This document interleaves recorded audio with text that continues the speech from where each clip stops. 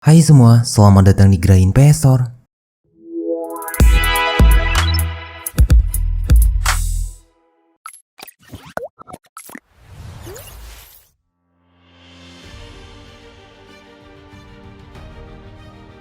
Di dunia ini ada beberapa perusahaan raksasa yang dapat kita sebut sebagai sang penguasa. Perusahaan tersebut terbagi menjadi beberapa jenis, namun yang paling mencolok adalah perusahaan teknologi.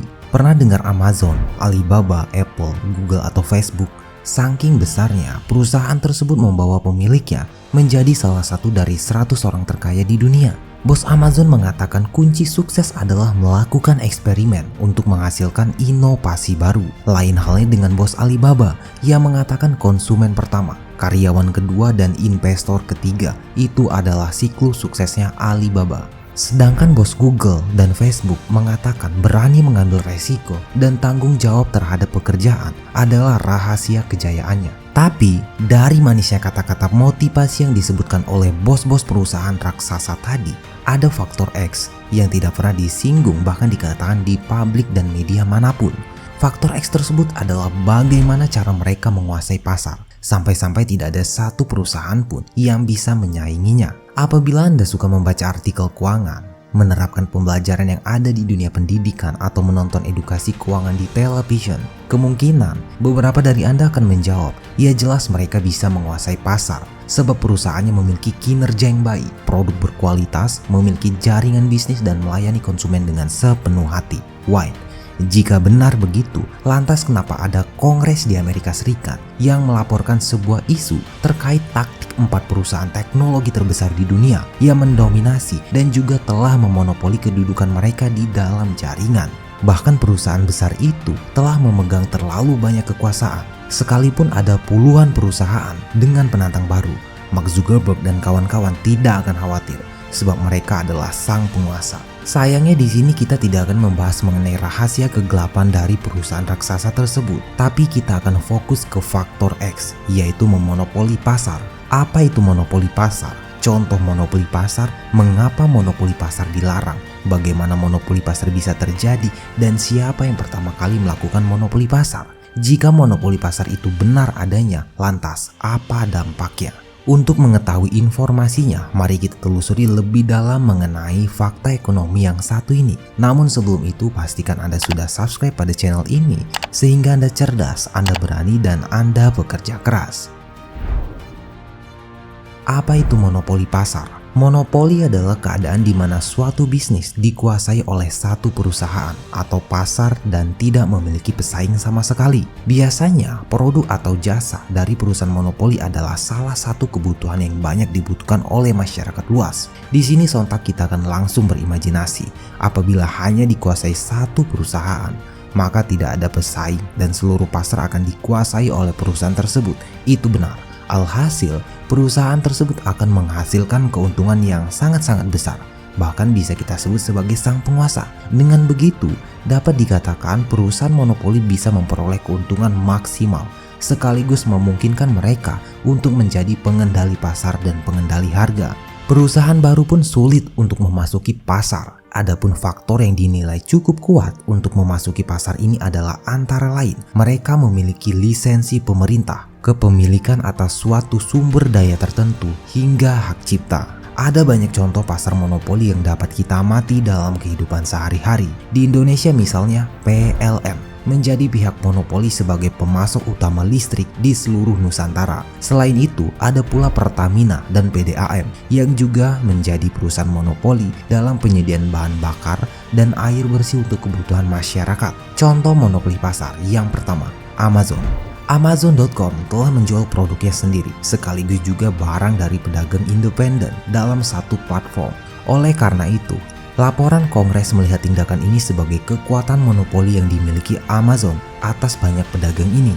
Menurut laporan tersebut, ada konflik kepentingan yang membuat Amazon memiliki insentif untuk menggunakan data pedagang yang bersaing sehingga dapat memanfaatkan barang dan jasanya sendiri. Maka laporan tersebut merekomendasikan Kongres untuk mempertimbangkan agar menghapus konflik dengan mencegah perusahaan dominan, dalam hal ini adalah Amazon, bersaing dengan perusahaan lain yang bergantung pada platformnya. Yang kedua, Apple. Anggota parlemen menemukan bahwa Apple melakukan monopoli saat mendistribusikan perangkat lunaknya ke produk iPhone. Apple menggunakan kekuatan monopoli itu untuk membebankan harga di atas pasar kepada pengembang dalam bentuk komisi 30% atas penjualan App Store, lalu menyalahgunakan data pengguna untuk membuat layanan fitur yang lebih kompetitif. Yang ketiga, Facebook. Penyelidik mengatakan dua akuisisi terbesar perusahaan, Instagram dan WhatsApp, adalah salah satu buktinya. Mereka juga menilai bahwa Facebook secara selektif memberlakukan kebijakan platformnya untuk meredakan ancaman dari aplikasi berbagai video file yang ditutup Twitter pada tahun 2016 lalu. Keempat, Google. Penyelidik menemukan bahwa Google telah menggunakan kontrak pelanggan dan memanfaatkan berbagai mitra untuk memastikan bahwa layanan Google lebih disukai ketimbang pesaing mereka, khususnya di perangkat ponsel dan juga tablet, membuat iklan Google Ads sampai Maps atau juga peta. Komite meminta Kongres untuk mengeluarkan undang-undang non-diskriminasi dan tawar-menawar yang mewajibkan penyedia layanan besar seperti Google untuk memberikan akses yang adil ke sistem mereka. Aturan semacam itu memberikan kelonggaran kepada pembuat perangkat, perusahaan teknologi iklan, dan juga pengembang aplikasi yang ingin beralih dari alat Google. Mengapa monopoli pasar dilarang?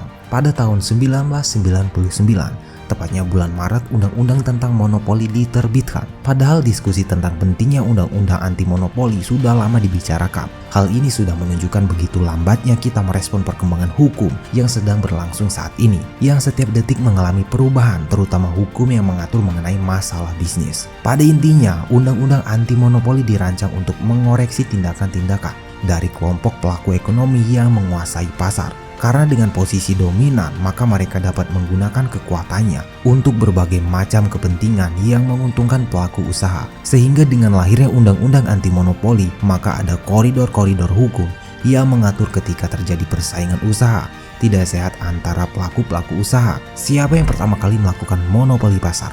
Monopoli pertama kali terjadi di masa penjajahan. Kala itu, bangsa Eropa seperti Portugis dan juga Belanda melakukan penjajahan samudra dan tiba di Asia.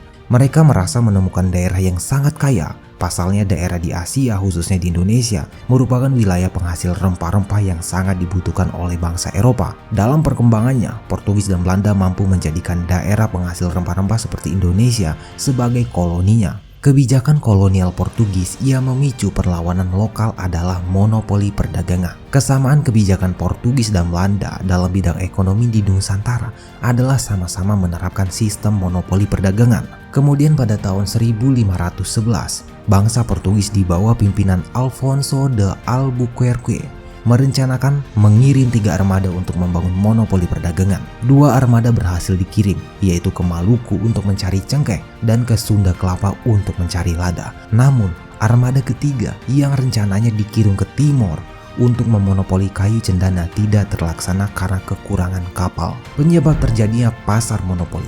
Ada beberapa hal mengapa pasar dapat melahirkan perusahaan monopoli. Berikut beberapa di antaranya yang paling umum. Pertama, adanya kebijakan pemerintah seperti adanya undang-undang yang memberi hak kepada sebuah perusahaan untuk menjual sebuah produk tertentu. Kedua, penguasaan sumber daya atau bahan mentah yang dimiliki oleh pihak lain. Dan yang terakhir, kepemilikan atas modal yang sangat besar. Biasanya terjadi karena penggabungan beberapa perusahaan.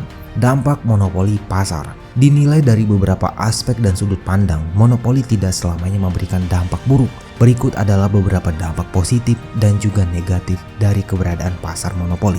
Yang pertama, monopoli dapat menekan terjadinya pemborosan, terutama pada penggunaan beberapa jenis sumber daya. Hal ini akan semakin terasa ketika sumber daya yang digunakan merupakan sumber daya yang cukup langka atau dapat menimbulkan dampak buruk lebih besar jika diproduksi besar-besaran.